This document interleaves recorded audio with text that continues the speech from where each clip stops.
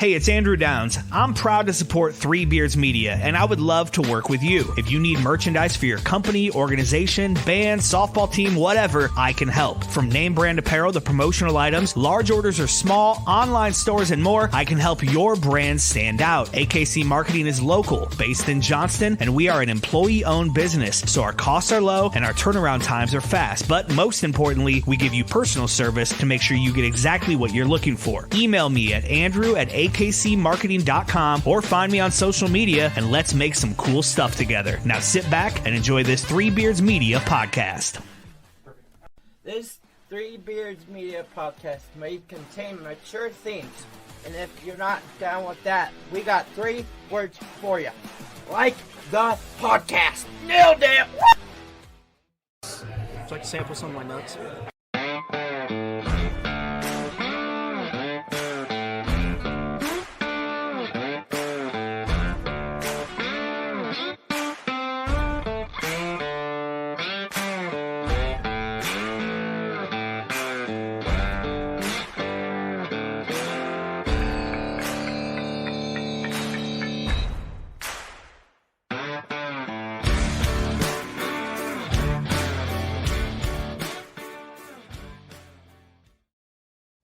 Hello and welcome to another episode of Old Man Strength. I'm your host, Chris Shipley.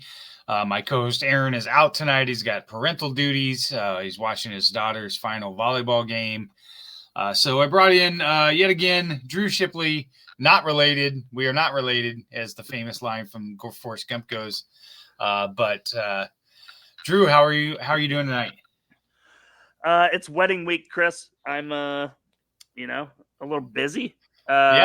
It's a big week for you. A lot of stuff going on personally. Getting ready to move back to the Midwest at the top of the new year. So that going on too. So I mean, things are good.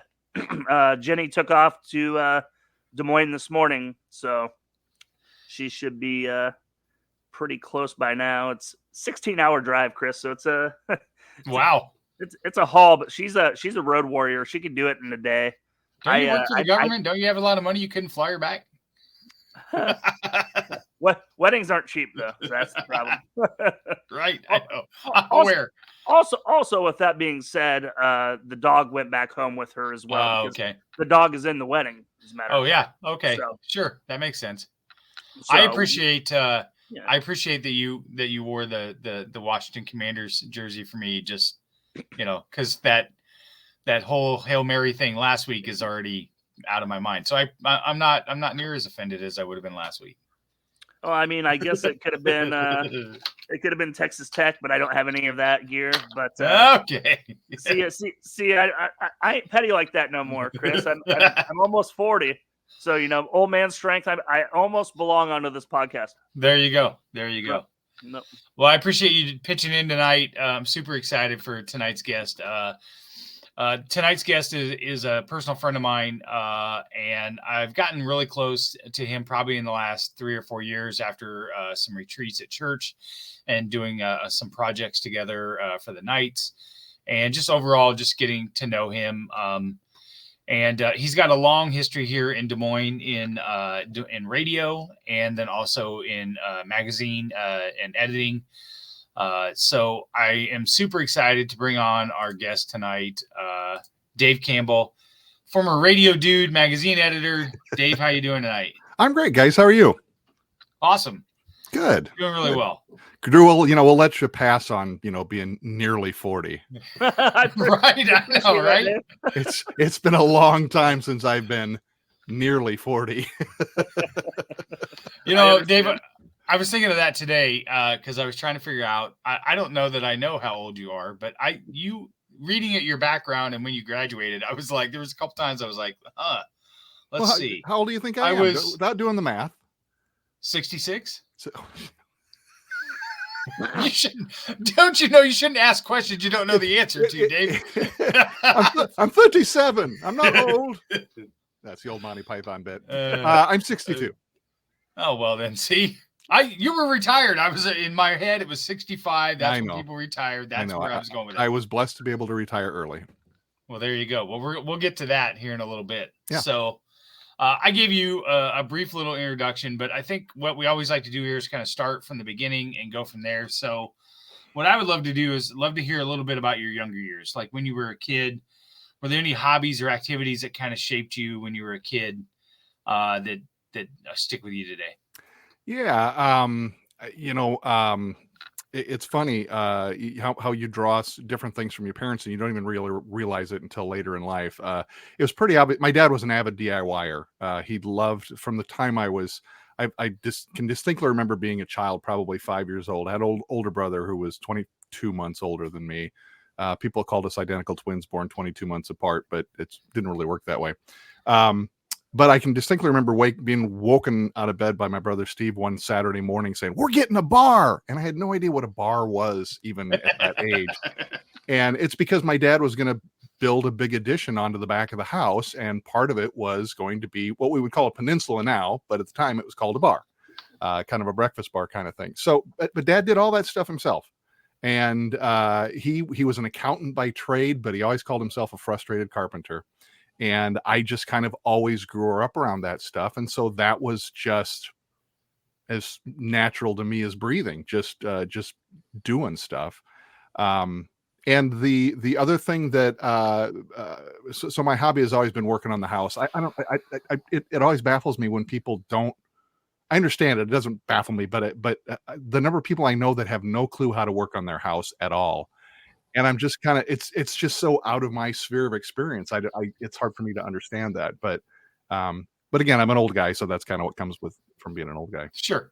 The other thing I like to do is, Chris, I sing. I've sang with your daughter Caitlin at church.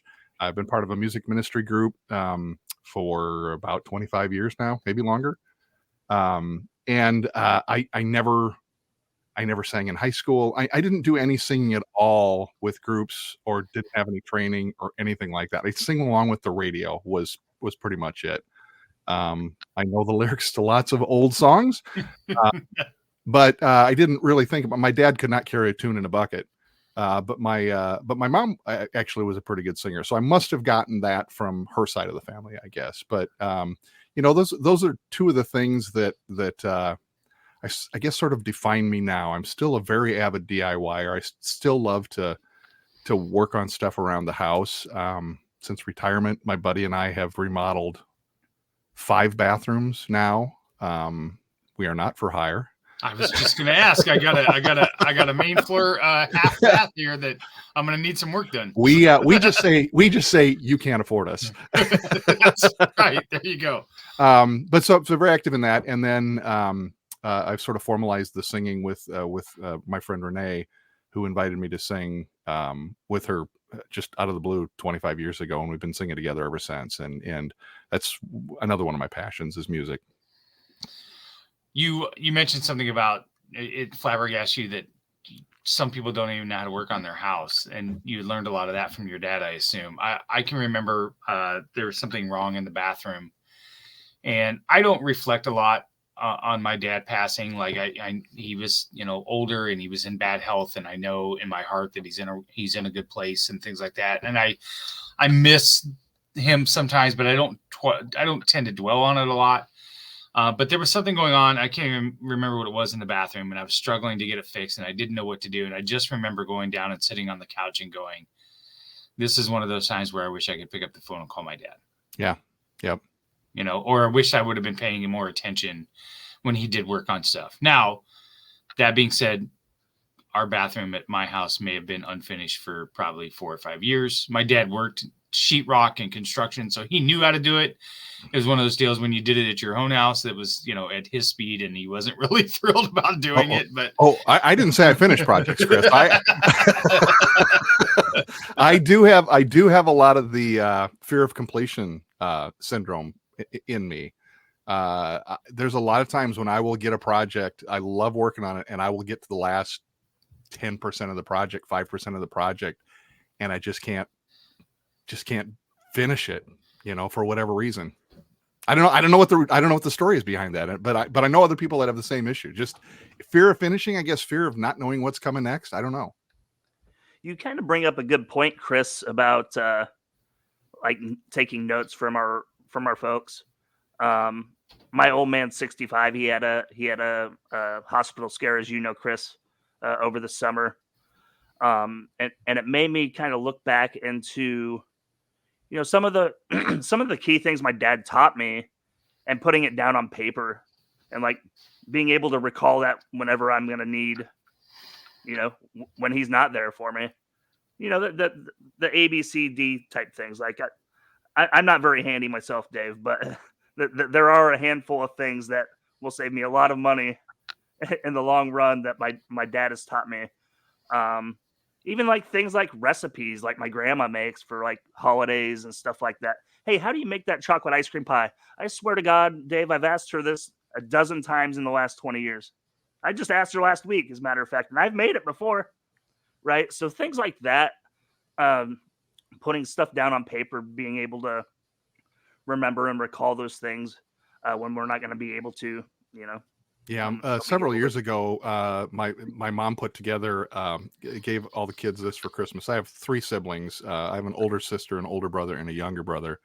And my mom put together a binder with like recipe cards in it, sleeves that the recipe cards would fit in. And it had just tons of family recipes. My grandmother's oatmeal raisin cookies that every time we took a trip somewhere, grandma would make the oatmeal raisin cookies, and we'd have this tin that we would take along with us. And so that's a really cool thing that you can do as a legacy, is to pass down those family recipes. I like to cook, but I cannot cook without a recipe to save my soul. There's some people that are just get it, and that I don't. I have to have a recipe in front of me. I don't know how to combine flavors. But I know what I like, and I like to make it. I do most of the cooking here, and Stacy was like, "What recipe did you use?" Oh, I didn't. I just came up with it off the top of my head. Can't do it. Let's try this. My soon-to-be wife Jenny, which is this Saturday, actually, Dave. Congratulations! Thank you. She gives me a hard time actually using the measuring cups. Like, that's what they're there for. If it's on the paper. I'm not gonna pack the flour. It's a light scoop and slide off. Sugar. I am gonna pack the sugar. Yeah, see, you got all the techniques. You went to home ec at one time. I did. But no, she gives me a hard time about the measuring stuff. That's kind of funny that you say that. Yeah, my wife and I made a deal when we got married. She didn't like to cook, and I didn't like to clean. So I do the cooking, she does the cleaning. Everybody's happy. It works out great. Stacy's rule is if it has more than 5 ingredients, I'm cooking it. That's her rule. Seems fair. So, which somehow defaults to me all the time anyways, but that's okay. That's okay. So it's funny. So you grew up in central Iowa. Where'd you grow up at? Actually, I grew up in Waterloo, Iowa. I went to Columbus High School up there, Catholic high school. I'm a cradle Catholic. I was born baptized in the Catholic Church, went to grade school from first grade all the way through senior year of high school. Northern Iowa was the local college, and I didn't really. I'm not a real driven guy. I didn't seek out really a lot of what you're shocked. Yeah, that shocks me a little bit. And I don't mean that in a bad way.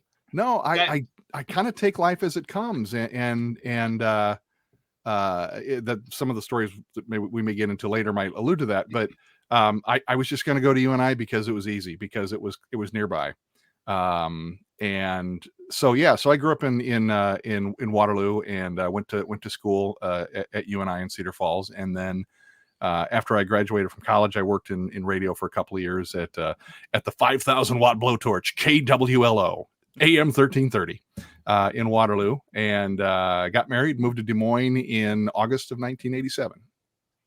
So this is fascinating to me, and this is one thing I need to learn to get to a question way faster than I do, but I have to get to a roundabout way of how I'm going to ask this question. Work your way into it. It's all right. Work my way into it. I got a little Revelton here in front of me. I'm good to go. Take your time. So I always go back when I hear your voice. It's like, okay, I can get why he was in radio, but it's that whole chicken before the egg. You've had that voice for so long, but you just happen to get into radio. It's kind of like the whole, if you look back when Robin Williams made the movie Aladdin, and you always think to yourself, did they write the script and they wrote, or did they just let him ad lib and then they drew the cartoon around him ad libbing it, right? So yeah, you obviously have a voice that is amazing for radio and for voiceovers, but I mean, did you develop that over time, or it's a silly question of, have you always had this voice? I'm trying to get there, Dave. I'm really bad at asking questions.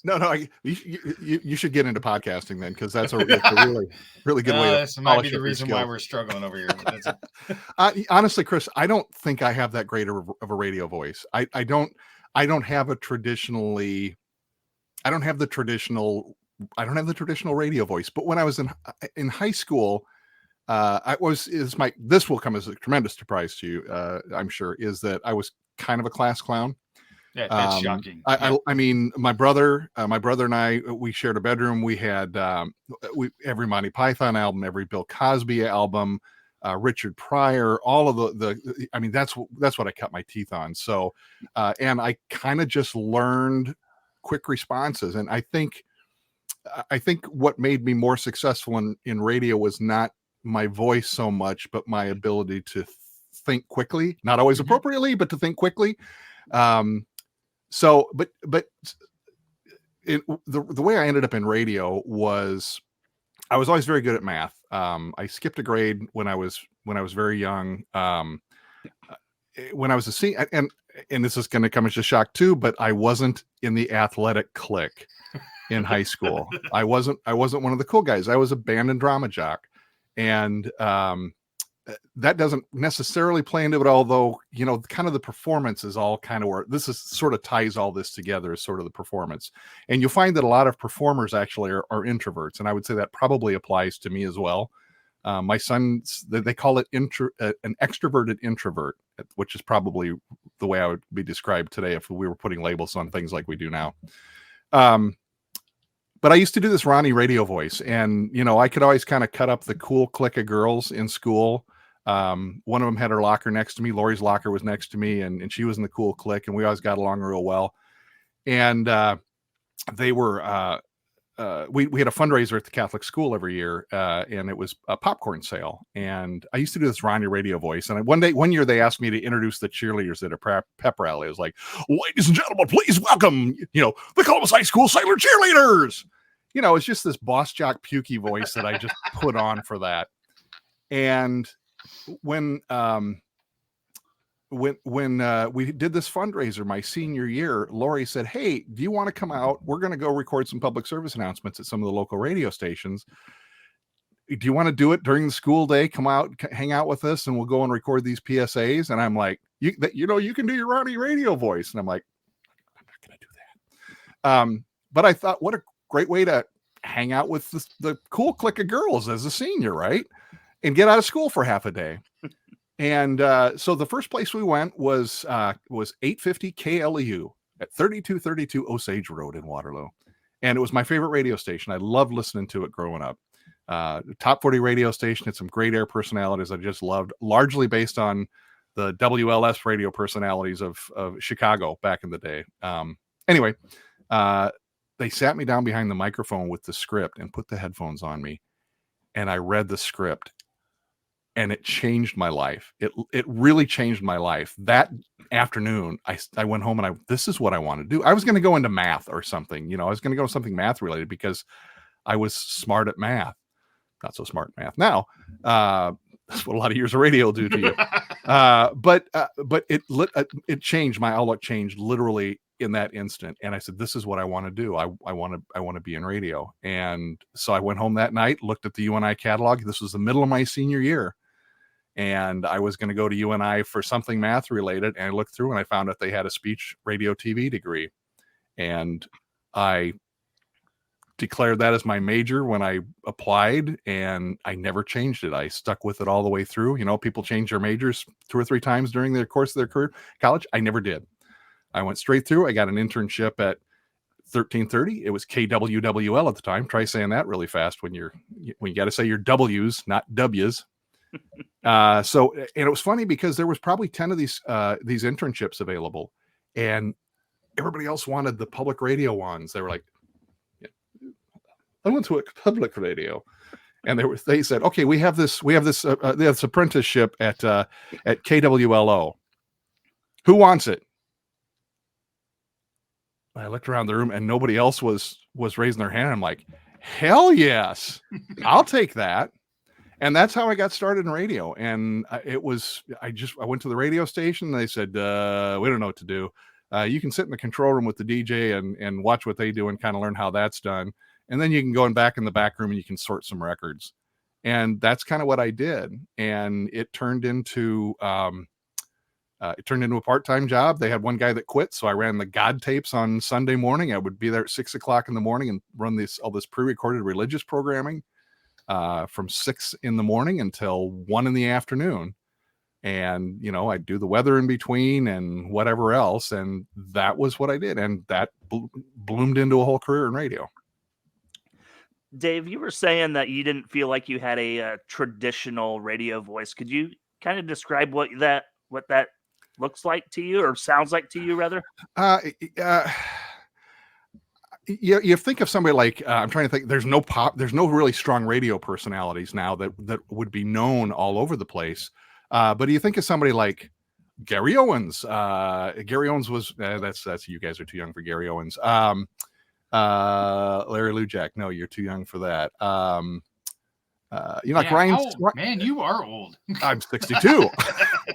I was born in 19. Hey, this is my golden year. I'm 62 born in 62. Casey Kasem. Well, he doesn't even have a classic radio voice. He's sort of, he's up here like this, and that's not really what you think about. It's just that really. Would you say maybe I can't remember his name. Oh, Scott Cukers talking like this, and hi everybody. Larry Moffett Morgan. But there's so many people that defy that classic radio voice. You look at Lou Seipold. Lou was on with Moffett and Morgan. Larry Morgan's another one who doesn't have a classic. It's a lot of very successful. How about people. Jack Emerson? Jack Emerson. Jack is so down home. You don't even think of him as being and that's honestly that's what makes it work.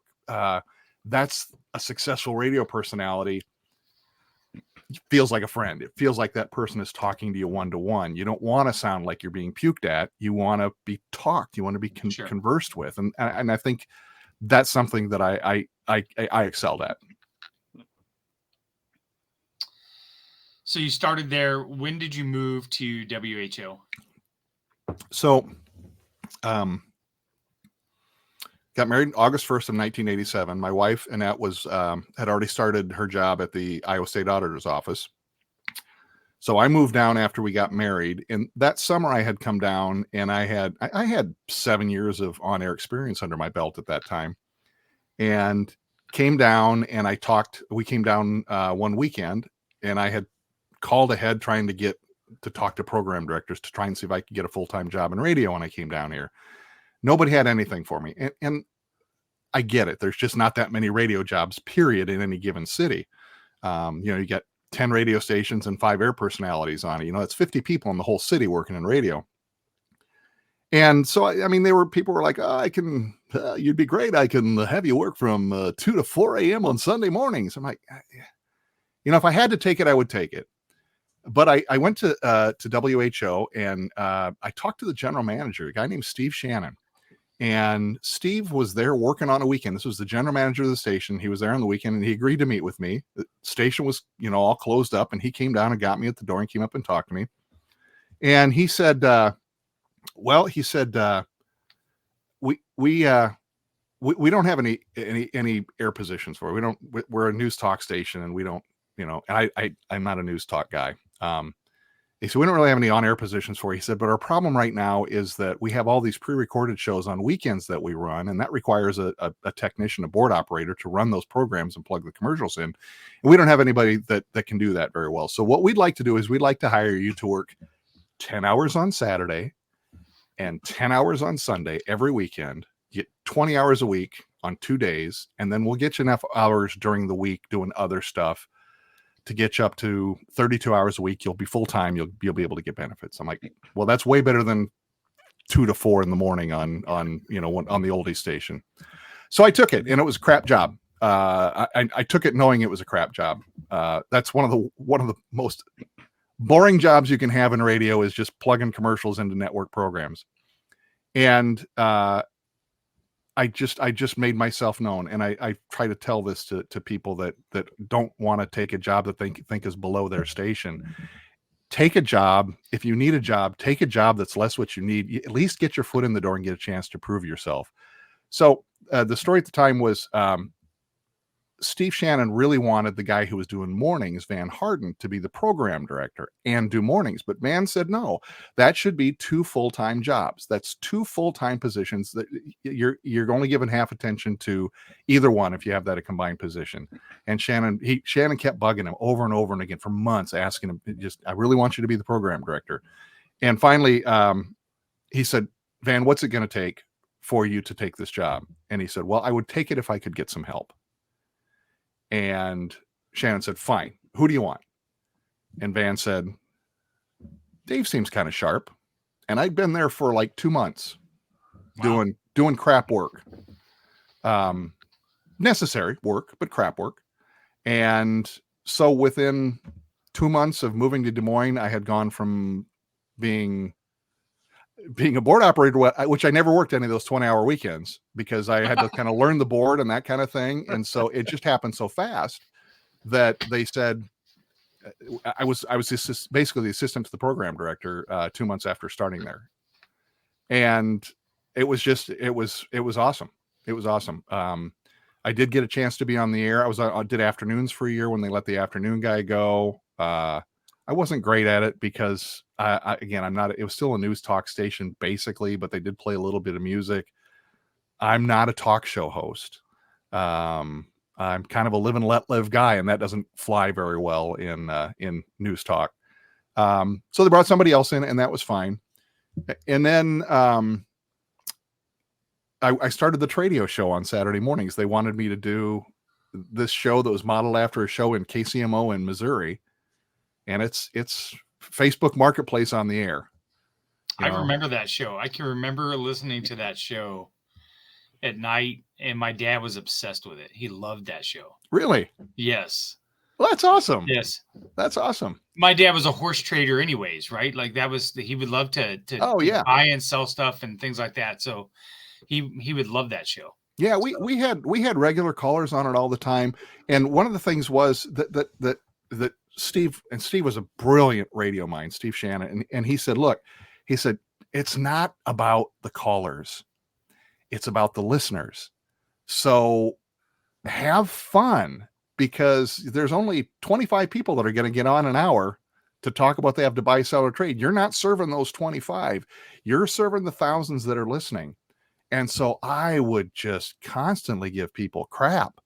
And again, that's sort of that having to think on your feet kind of thing that I learned, when I was in high school and stuff like that. And the ability to do that, had a guy call one day and his name was Woody. And I said, your name is Woody? And he goes, yeah. And I said, hey, I got a Woody on the air. And my wife, I get home from work that day, and my wife said, I can't believe you said that. You said you got a Woody on the air? I said, but it was true. Oh, double entendre. But that was the thing. It was to make it fun for the listener. And if the guy sold his thing, fine. If he didn't, that really wasn't my job. It was up to him to sell. Yeah, you weren't getting any commission on that. What do you care? No, not at all. Not at all. No. Sometimes I had a bunch of sound effects, and if somebody'd say they had, a lawnmower for it, I'd say, hey, can you reach over there and start it? And then I'd play a sound effect of the thing coughing and sputter, and then, it was silly stuff. But that's what I'm good at, is shallow, silly stuff. I have an interesting question to follow up on that specific show. So, was there ever a pitch that you had from a caller, but I think I want to buy this item? Have you ever bought anything from your own show? I think I did. It's been a long time, Drew. But I think I did. I was lucky enough sometimes because the show went to 2 hours at one point. And by the time I would call somebody, if something happened early in the show, it would a lot of times be gone. But that brings up another interesting story too, because we were living in an apartment in Urbandale when I first started doing that show, and my phone would ring at like 2:00 on Saturday afternoon. I'd pick it up, say, "Yeah, hello, yeah, is this Dave? Yeah, you got the number of that guy that had those tires for sale?" And I'm like, "What?" I learned really quick that you can look people up. Yes. But people would call me at home because I was listed in the phone book. I was just going to say, I would venture to guess people like maybe Caitlin's age are probably wondering how they would get your number.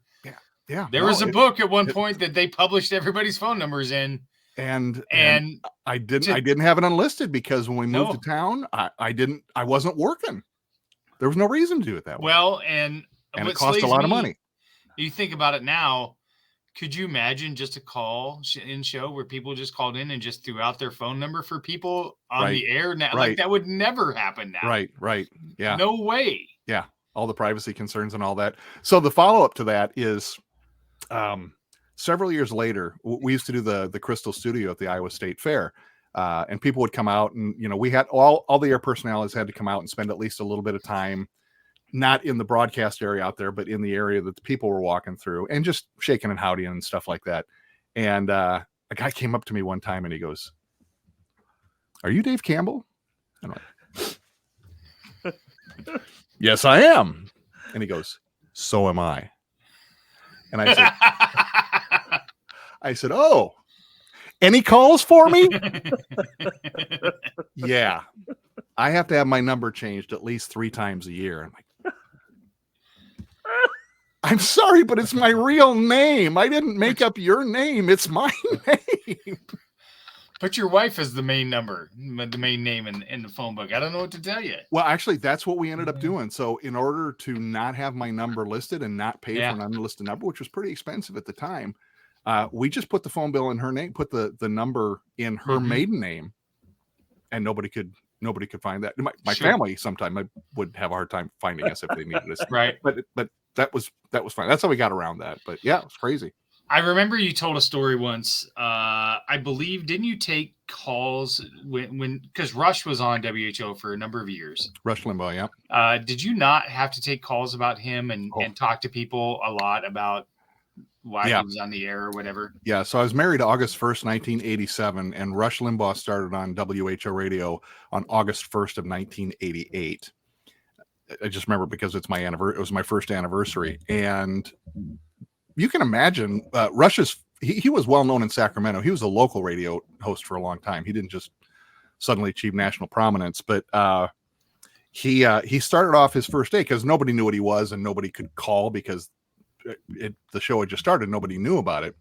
He started off with his 35 undeniable truths of life, which you can imagine. One of them was feminism was created so that ugly women could have access to the mainstream. Jeez.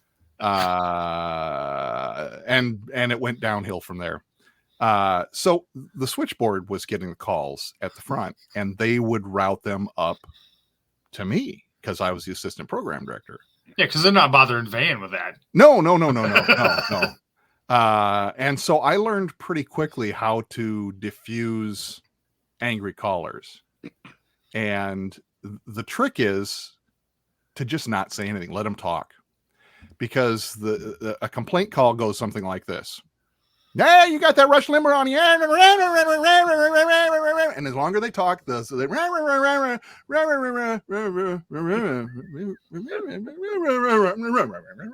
and pretty soon they're apologizing for calling.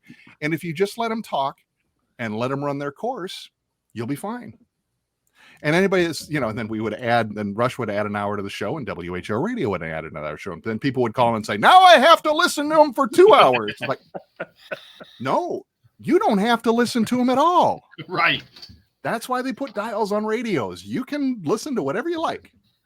Or the classic response of like, "Rush Limbaugh is not here in the studio."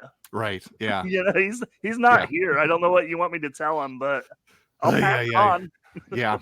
Yeah, but I mean, politics aside, he really, really knew how to engage an audience. And he said it many times on the air himself.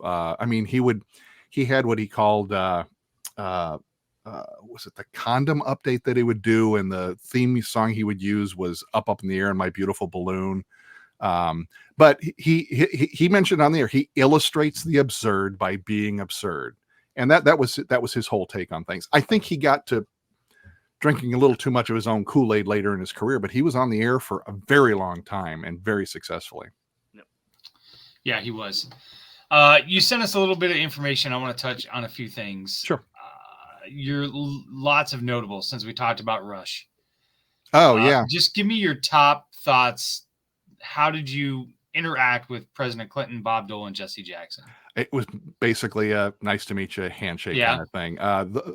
Being the big news talk giant in the state of Iowa, where all the political candidates came through, sure. They would frequently make appearances on our talk shows. Jan Michelson's show was the midday show. Extremely talented air personality, news talk host, and he would oftentimes have them in the studio, and sometimes it would be me bringing them up from the lobby, bringing the. So I met, Jesse Jackson. I met Bob Dole.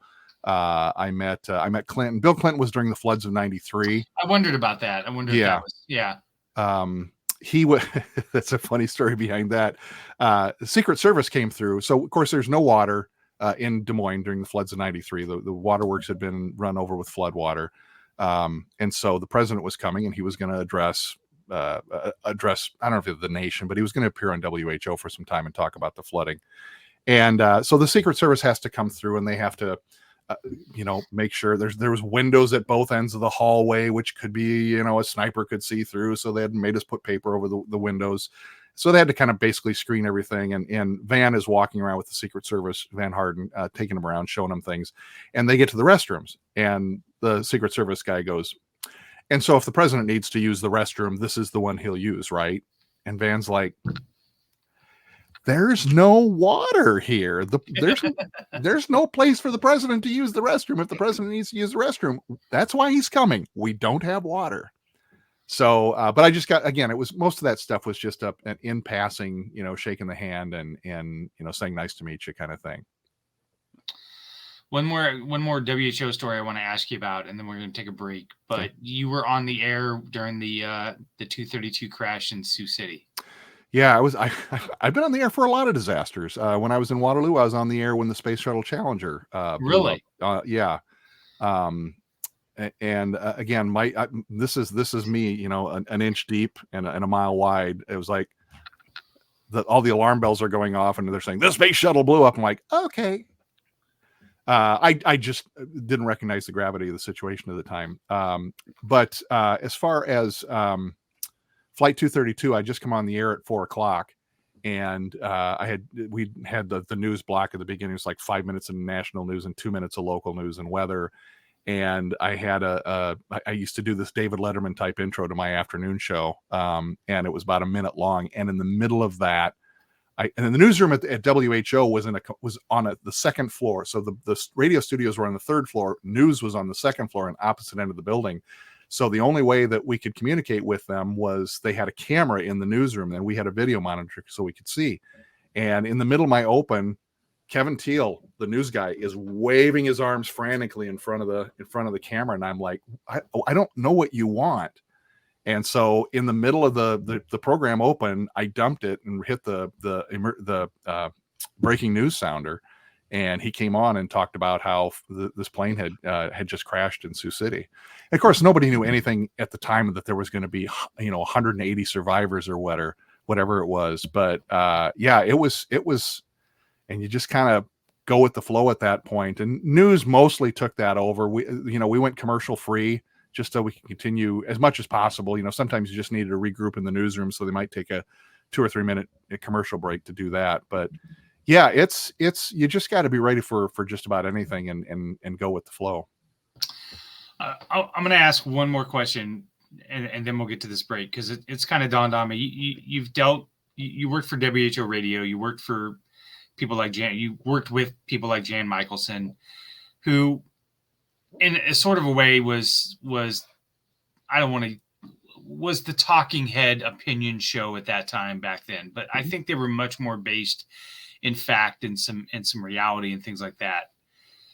But overall, how do you feel, and without getting deep into politics, because that's not what this is about, but how do you feel the news organizations are handling things like that now? Like, there's such a blurred line, I think, on some of these major news story stations when you have these personalities on here, both right and left, that are an opinion show on a news organization. Yeah, I didn't really think too much about the neutrality, or I didn't really think too much about the politics of news broadcasts until 2016, when Trump got elected the first time. Everybody was so sure that Hillary Clinton was going to win that. All the polls showed it. Everybody was so sure. And I remember sitting down watching the news coverage that night and watching reporters openly weeping on national TV about the election. And I went, if you thought prior to tonight that there was no bias in the media, this shoots it all to hell right here. Because if you are truly unbiased, you report the news. You don't cry your eyes out because Hillary lost. That was a real eye-opener for me. I didn't pay that much attention to bias in the news at that point. And now I think everybody's more tuned into it now. Sure. You know, Fox News, in court, they stated, we're not a news organization. We're an entertainment organization. And I don't think that those two are necessarily mutually exclusive. I think you can be a responsible journalist and entertaining. I think Fox probably said they were entertaining mostly to avoid the lawsuit, but yeah. And you can find it online. I can't remember who does it, but somebody does a media bias chart. That it's you've probably seen it. It's this big graph and it plots where everybody is left, right, center. And I think it's pretty accurate. I think it's pretty accurate from what I know. And I'm always kind of interesting when News Nation came on to see where that would fall, because, you know, their claim is unbiased. And I think that they are.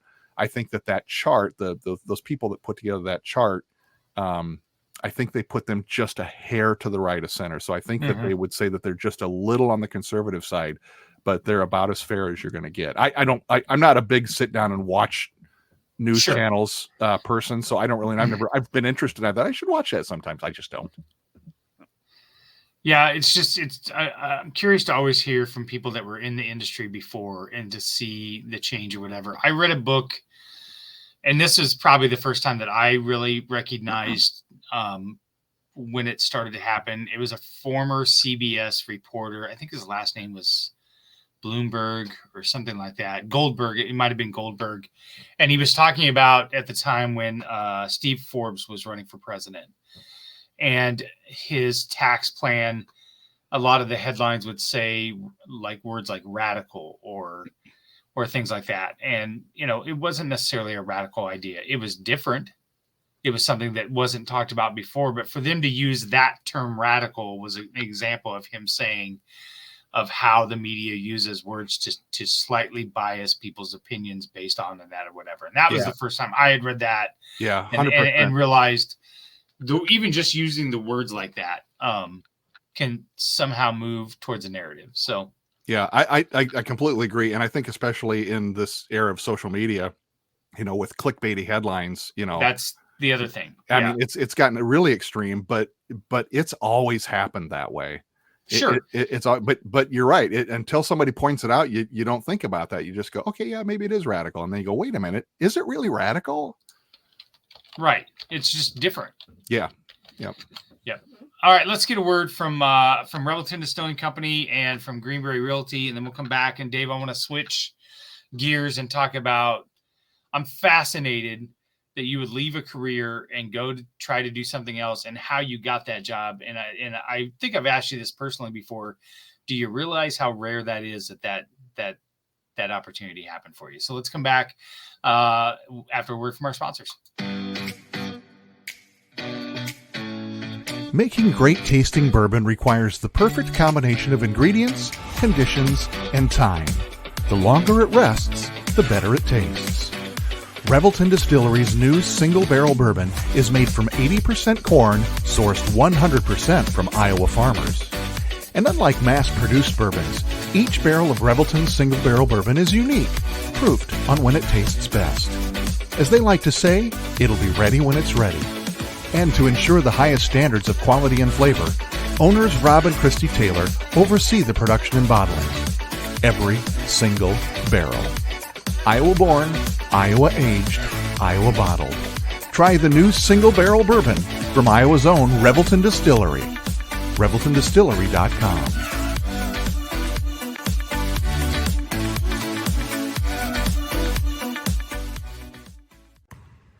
When energy meets precision, anything is possible.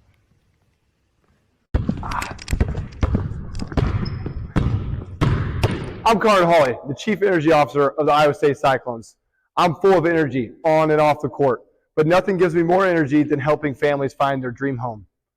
And that's where Green Beret Realty comes in. They're more than just realtors. They're a team dedicated to getting things right for you and your family, just like we get it right on the court. No basket. That was on the floor before the shot. Out of bounds. Come on! Can you believe that? You can't take that away from me. That call was absolutely terrible. Are you guys consciously trying to be this bad? I mean, does your mom not love you? Have you seen how old my partner is? My back hurts already from carrying him all night. And I've heard enough out of you. So you're gone. Fine. Jim, are you blind? Basket's good. We've got a three-pointer. Sometimes it takes a team to get the call right. And when you're buying a home, you want a team that makes all the right calls. That is Green Beret Realty. And here's the best part. When you buy or sell a home through Dan at Green Beret Realty and mention this ad, he'll make a donation to the We Will Collective, helping student athletes like me thrive on and off the court.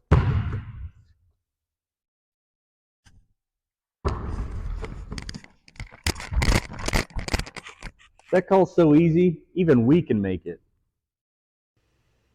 Green Beret Realty, because getting the call right means everything.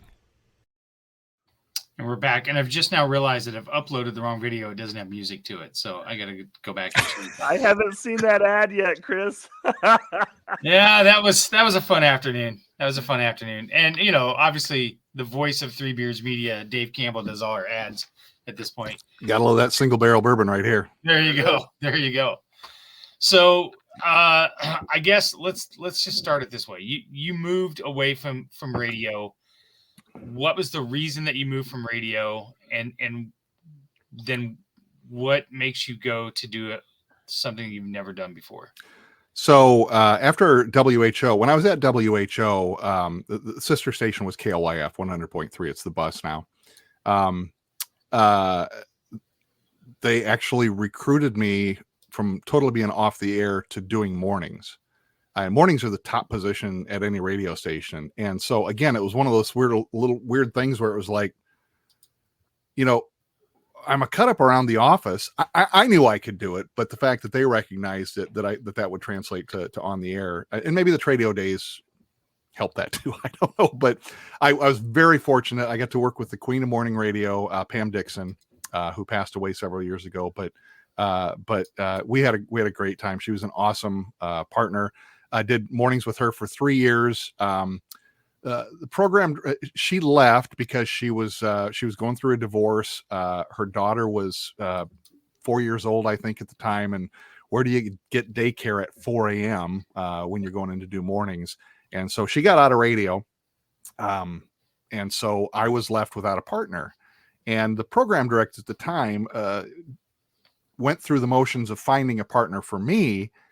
But what he actually did was find a partner for himself. He wanted to do mornings all the time. So he basically said, I found a partner, I'm taking her, and I'm taking mornings and you're moving to afternoons. My son was 9 months old. I had a newborn daughter. I would get home from work at 7:30 at night, have dinner, and put him to bed at 8. So it was one of those things where I got him to shorten my shift to 6 o'clock, but it still wasn't great. And so I was getting pretty fed up with it. Radio started to become, thanks to deregulation, used to be ownership limits. You could only own so many radio stations, period, and only so many in any given market. That was all sort of being fizzled away. And it was corporate radio. I was part of a group, J-Core it was called, that was like 1,500 stations. It's gone through a couple of names now. It's what you probably know as it's iHeart now. It was Clear Channel. It was J-Core. But it's getting very corporate. It was getting to the point where there wasn't any local control anymore. If I wanted, I would sometimes come in and play a different version of a song. I might play a live version of Hotel California instead of the studio version of it. And corporate radio didn't like that. So you couldn't just play things. You had to play out of the corporate library. So radio is getting too corporate. I didn't feel like I could trust the program director to go to bat for me with management anymore when I wanted to. And so I was just getting very frustrated. I didn't necessarily agree with the way things were going. And so I had been a long time. My dad was a Wood Magazine subscriber, from a charter subscriber since 1984. So he had the very first issue.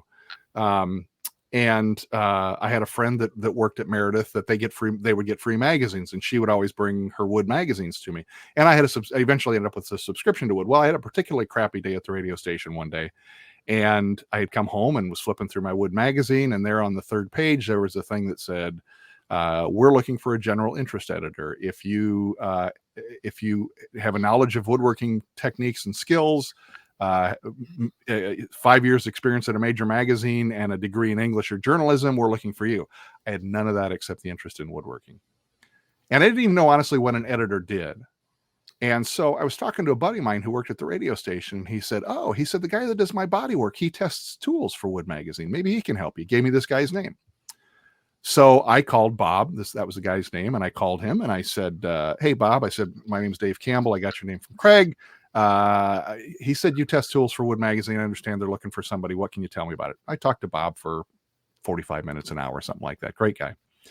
And he said, the guy you need to talk to is Bill.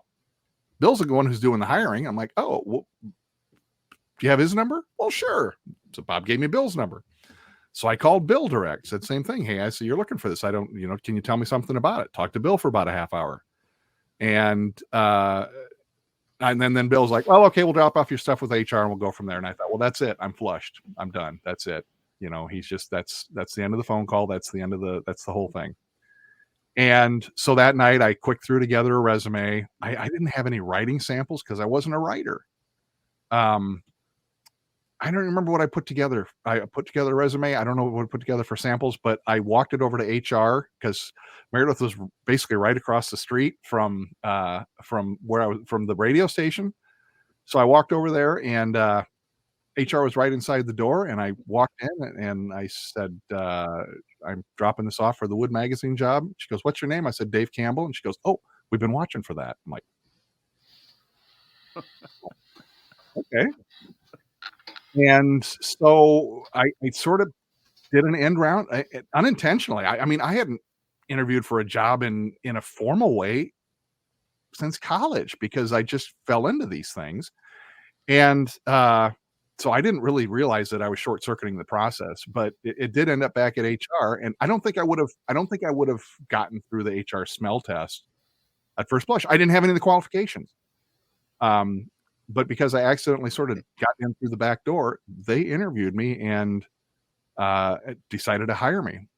And they called me one day and said, this is before they offered me the job. They said, we'd like to get together with you and have lunch if that works. We'd like to talk to you. And I said, yeah, that's great. And he goes, you like seafood? I hate seafood. I hate it. Yeah, seafood sounds great. We'll pick you up. We'll go over to the waterfront seafood market. We'll have lunch. I'm like, okay, sounds great. Hang up the phone. Call Waterfront Seafood Market. Do you have anything besides seafood on your menu? Oh yeah, we got chicken. We got other stuff too. So, okay, I'm good. Get to Waterfront, and we have to wait like 10 minutes for a table. And these guys are talking. They're both active outdoorsmen, And they've gone halibut fishing and salmon fishing and all this kind of thing. And one of the guys goes, halibut, yeah, that's even people who don't like fish like halibut. And like filing that away. Had a halibut sandwich on the menu, so I had halibut. I was good, and I got the gig. So they basically what they said is they actually did have me write a freelance article as a test to see whether or not I could outline an article and put two thoughts together. So I did have a test. I wasn't completely untested. So they offered me the job, and I agreed to take it. And I gave them a start date. It was going to be middle of January of 1998. And on a Friday afternoon, I think it was, the boss, who was doing mornings at the time, we talked earlier, remember that we're come full circle, talk about never having a last day on the air. Yeah.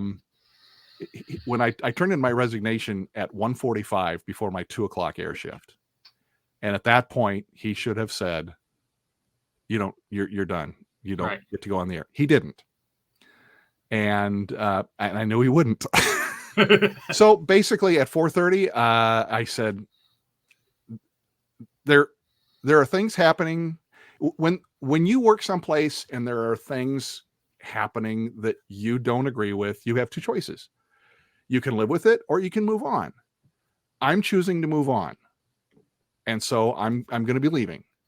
And that was pretty much the end of it. And that was kind of where it ended up. And I came back to work on the following Monday, and they wanted to talk to me in the general manager's office. What exactly are these things that are happening? And I'd already been through these things with the manager over and over again about what was going on, and so he knew. But I was done at that point. So I called the new boss and said, I can start tomorrow if you want. He goes, well, we're really not ready for you yet. So how about the day after? So that's how I ended up. That's how I ended up in publishing instead of being in radio. Words is words, Chris. That's kind of the way it comes down to. I was either speaking them or spitting them out on a typewriter. And so, yeah, that's how I ended up with that job. And it worked out well for me. Talk about that transition into print media, Dave, from broadcasting. So I kind of, a little background on myself is I'm on the military side of things and public affairs. I started in print journalism, photojournalism, and then went back and went to the broadcasting school here at the Defense Information School here in Fort Meade, Maryland. Oh, excellent. So tell me how that transition to print was for you then from broadcasting, the opposite way that I did. I'm interested in how that looks, because I mean you probably did spots, right? Like you built your own spot ads and stuff. Oh yeah, on the broadcasting side. There's a lot of AP style things that you got to go through on the print side. I'm curious how that went for you. Yeah, actually it was one of those things where I'd kind of forgotten that I really hated writing papers in high school and college, and I was like, wait, this is my job now. And they did send me, one of the reasons they did send me, they said, we're going to pay for your classes to go back and take some English classes, because we want to make sure you don't have the English background that we would want to have for grammar and all that. Not that they thought I was a bad speaker or anything, but I just didn't have that formal education in that. So I went up to Grandview College. It was at the time, wasn't a university then. And I took a class up there. I took a creative writing class, and I aced it, and I found out that I really was a pretty decent writer. As far as style and things like that, that was a real learning curve, because especially it's a woodworking magazine, and there's a lot of jargon, as there is in any kind of hobby magazine. So you kind of had to learn. We had certain words that we would use for certain tools or accessories. There's 5 different things that you can call a guide bushing, but a rub collar, you won't know these things, I guess, not being woodworkers, but Wood Magazine had a word for that. And Wood Magazine spells table saw as 2 words or as 1 word, and most people spell it as 2 words. So in addition to we did use the AP style book as sort of a guide. That was sort of the first line, but then we had a second style book that also covered all of the things that we did that were specific to our magazine. A lot of it was based on Better Homes and Gardens, because Better Homes and Gardens was sort of our parent publication. In fact, the full title of the magazine is Better Homes and Gardens Wood Magazine, because it was an outgrowth of that. So it was. I figured it would be easier because, in radio you've got a deadline every 3.5 minutes, right? You've got a song. I struggled with deadlines a lot. I struggled with deadlines, and I still do, even when I became editor in chief later on. And sadly, some stories that are routing through the editing process sometimes would sit on my desk for a long time, because I had to sort of work up the moxie to sit down and go through it, because it was not my favorite part of the job. Sure. We've had this conversation. Do you understand how rare that opportunity is to be able to change careers? Yeah. Without. So when you first told me this story was shortly after I lost my job in 2022, and I was currently looking for a job, and I was currently looking for something different that I wanted to do. I wanted to do something different. And I remember just thinking to myself, I can never get through the HR process. It's so cold and informal now. You have to know somebody to know somebody. And then even then, the majority of the time they're looking for somebody that already has experience, and that old adage of, well, okay, how do I get experience if you're never going to give me experience? Right. So when you told me that story for the first time, I was fascinated that I don't want to be hyperbolic, but it gave me a little bit of hope. And I'll tell you why. Because I never knew that you had all this time in the radio before. I just knew you had worked as the editor of Wood Magazine. For you to take that job with no experience and to build a 20+ year career out of it, just continue to give me a little bit of hope of sometimes somebody's going to give me a shot to do something different. You know what I mean? Yeah. Yeah. But I wonder if, and we'll turn a little bit here, how much your faith played into making jumps like that without having a sure sign of where you were going to go. Yeah. I mentioned earlier, I'm a pretty take it as it comes guy. I'm not a real driven person. I've often said, people say, God never gives you more than you can handle. And I often say, he must not think I can handle very much, because he's given me a pretty good life. And I've just kind of fallen into these things. Where my faith comes into it is just trusting that there's always an out, and knowing that there's no mistake that can't be undone. There's always a way out. And, knowing your situation, Chris, I know that it's been a struggle for many years in between, but now you have landed where you need to be. And, right. And you just have to, it's trust, right? You just know that I just trust that I'm on the path that I'm supposed to be on. Yeah. I don't hear voices. I don't hear, it's just I just kind of go with my gut, I guess, and I guess what I call going by my gut maybe is the voice telling me which direction to go. Never really quite defined it that way until this moment, but that's probably what it is. I just trust. And I also try to look at, I just reposted something on my Facebook a week or so ago that basically it's like, you know what, 3 generations from now, nobody's going to know me.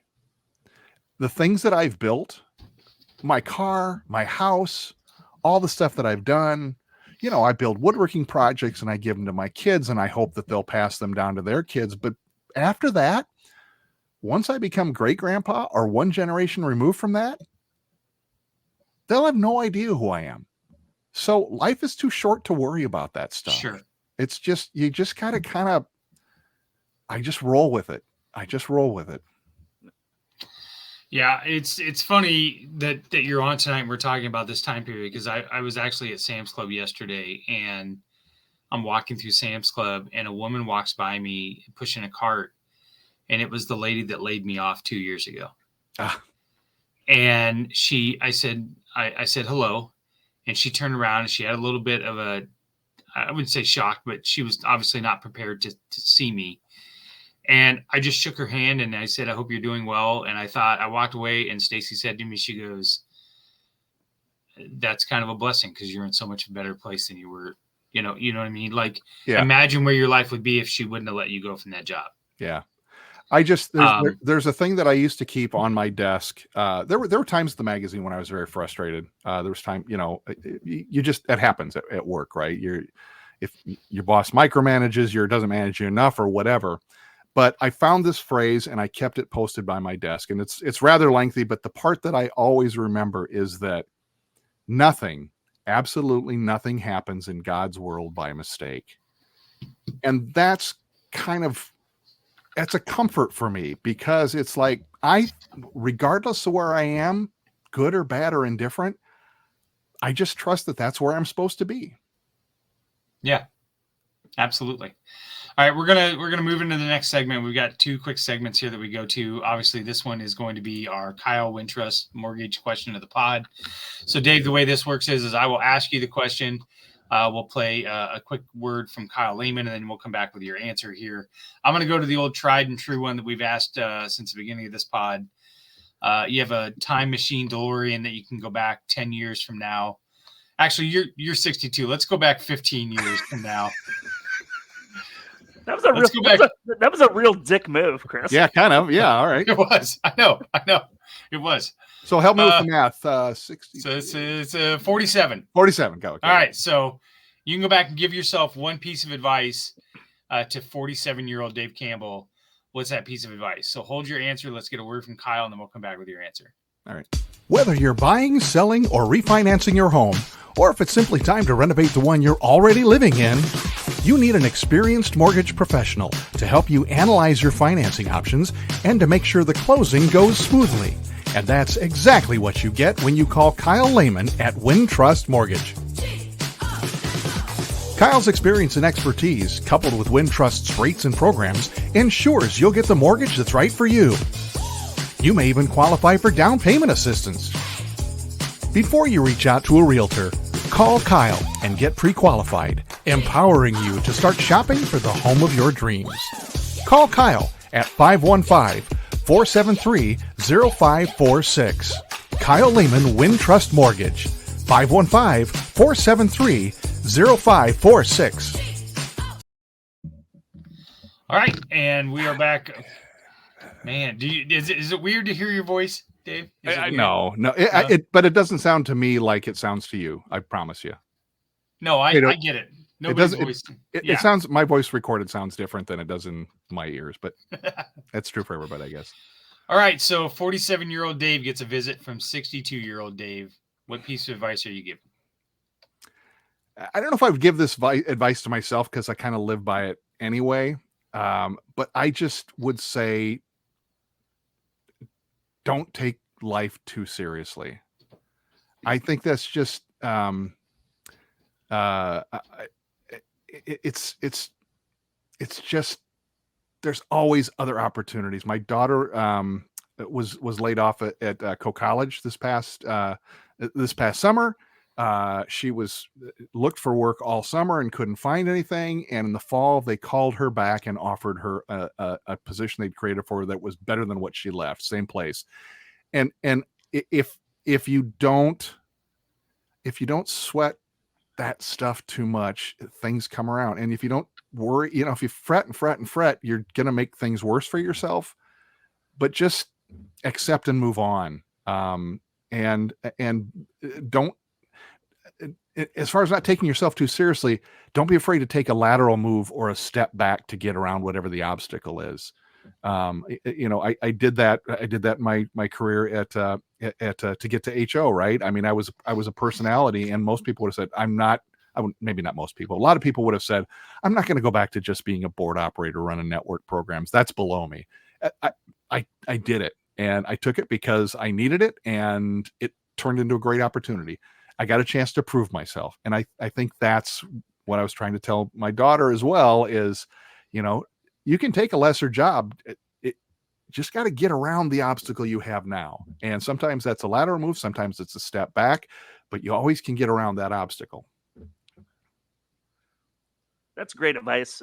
So I've been in the National Guard for 21 years, Dave, and I've oftentimes had difficulties, for lack of a better term, to acquire a tenured job, a permanent job, right? That happened for me last week. Excellent. After 21 years in the Guard, I'm now have finally piecemealed together a career long enough to where, doing this job for a year, doing this job for 2 years, Central Iowa. I'm out here in DC now, just trying to piece it all together to get enough time to retire out of this thing. Yeah. To finally 21 years later get to that where I need to be. I took a lot longer round the obstacle, or not necessarily know what the obstacle is all the time, or just several obstacles depending on that period of my life. It's definitely satisfying now that there's light at the end of the tunnel. I finally getting a job that I want. Yeah. Has progression and then permanence. And we're all the sum of our parts, right? So every sidestep you take, every misstep you take is part of becomes part of your being and part of your fiber, and that all contributes to the next thing, right? So, even though you did a number of things for those 20 years, all of those things contributed to putting you where you are now. You can't help it. You're a sum of your parts. That makes sense. I appreciate that. Okay, we're going to finish up with our fun little segment here. This is the STFU segment where Drew and I shut the fuck up, and Dave, you get to say whatever you want, and we can't interrupt you. Any topic, anything you want to say. But as I tell everybody on this pod, this segment came from a place of charity. Steph Copley, who's a very good friend of mine, came on the pod once and once famously told Tim to shut the fuck up because she wanted to get her point across. And we thought it was so funny, we decided to make it a segment. So we are inviting people to donate to the Young Women's Resource Center. So we'll listen to a quick snippet here from Steph. And then when we come back, the mic is yours. Not that it hasn't been the entire night, Dave, between commercials and everything else. So let's go ahead and get a word from Steph real quick here. Hey everybody, it's Steph Copley, the woman behind the STFU segment on the Old Man Strength podcast. When I told the guys I wanted to sponsor this segment, they recommended that I make a charitable donation instead, so that's what I did. I chose the Young Women's Resource Center in Des Moines, Iowa. They're a nonprofit that supports, educates, and advocates for girls and young women ages 10 to 24. Their whole goal is to make sure that these young women become strong, self-confident, and successful. And if you know me at all, you know that aligns with my goals as well. If you're interested and would like to donate, check them out at ywrc.org and donate today. And remember, don't forget to STFU and listen every once in a while. Thanks. All right, Dave, floor is yours. Well, I appreciate the opportunity to come on with you guys tonight. I've really enjoyed this. I honestly, although I blathered on all night tonight, I find my own self rather boring. I don't really, I've been invited on another podcast at one time. Like, who wants to hear what I have to say? So I don't think my life story is that interesting. I don't have any hardship in my life. I did lose my dad right before COVID, but it was a blessing when it happened. He had Parkinson's disease, and he passed right before COVID. And my mom went to see him every day up until that point, and I think it would have killed her if she'd not been able to do that. But that's side point. I'm just saying I just haven't had really any hardship in my life, so I find my whole life rather uninteresting. But I guess I've given other advice throughout the course of this cast, and I think that's one of the things too is I try not to take life too seriously. And I think that's a good way to go, especially that, we're recording this the night before the election. And I know friendships that have been blown up over political differences, and it's just not worth it. It's just not worth it. Life is too short. Enjoy it, live it, love it. And that's all I got to say. Well, Dave, as we've talked about before, even in our welcome program that we went through and whatever else, everybody has a story, and everybody, I think, can get something out of everybody's story. And that's part of what we try to do here at Old Man Strength, is tell people stories, inspirations, whether it's talking about our dads or our families or our kids or whatever. And I truly meant what I said when I told you, your story did really kind of inspire, because I was really struggling at that time of finding my place. And to your point just a little bit ago, when you said to go around that way or whatever, I really feel like this job that I have now, 2 years ago probably couldn't have done this job, because I wouldn't have realized what a great opportunity it was. Whereas when I have a little bit of a setback, I can look at some of this stuff and go, I'm really grateful for the opportunity here. And we're going to work really hard to prove everybody, A, that I deserve it, and B, I kind of want to stick it to some people. You know what I mean? Like, nothing I kind of want nothing wrong with a little vengeance motivation. That's right. Vengeance motivation gets you a long way around here. You got that same attitude. It must be a Shipley thing. It must be. It's Comes with the name. Thing. That's right. All right, everybody. We appreciate everybody listening to another episode of Old Man Strength. Be sure to check out the rest of our podcasts on the Three Beards Media Network. We have Side of the Storm happening on Wednesday night. Point guard from Iowa State women's basketball, Emily Ryan, is a special guest. And then Drew is in town. So Drew and Andrew is going to be at the front row, broadcasting live Thursday night. Believe it or not, Dave, my wife's going to the the Altar and Rosary Society. No, you had it right the first time, Chris. And so I have a free night that I'm going to go run a pod, Woo-hoo! a Hawkeye pod. I'm going to wear my cycling gear in there. We'll see if I don't you got to do what you got to do. If I don't get beat up in there. And we may or may not have a special guest. Drew's going to finalize tomorrow. So, but with that, we appreciate everybody hopping on and taking a listen, and we are out of here. Appreciate you guys.